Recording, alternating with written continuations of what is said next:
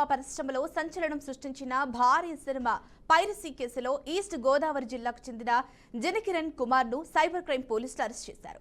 కిరణ్ గత ఏడాదిన్నర కాలంలో 40 పెద్ద తెలుగు, తమిళ సినిమాలను పైరసీ చేసి వాటిని వెబ్సైట్లకు అమ్మినట్లు పోలీసులు గుర్తించారు.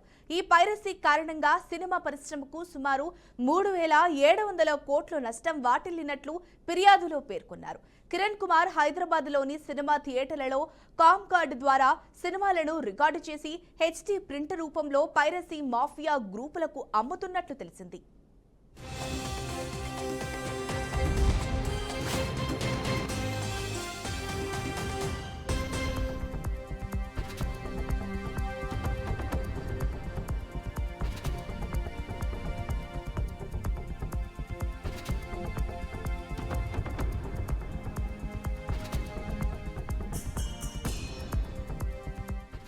అయితే ఒక్కో సినిమాకు 400 క్రిప్టో కరెన్సీ లేదా బిట్కాయిన్ల రూపంలో చెల్లింపులు తీసుకునేవాడు.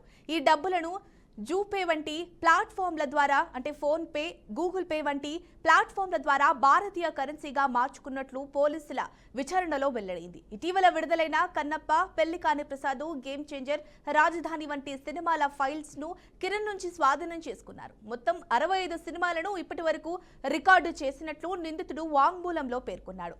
సినిమా థియేటర్లలోనే రికార్డింగ్ చేసి వాటిని పైరసీ మాఫియాకు అమ్మడం ద్వారా భారీగా లాభాలు ఆర్జించాడు. ఈ అరెస్టుతో పైరసీ నెట్వర్క్ పై మరింత లోతైన విచారణ జరుగుతోంది.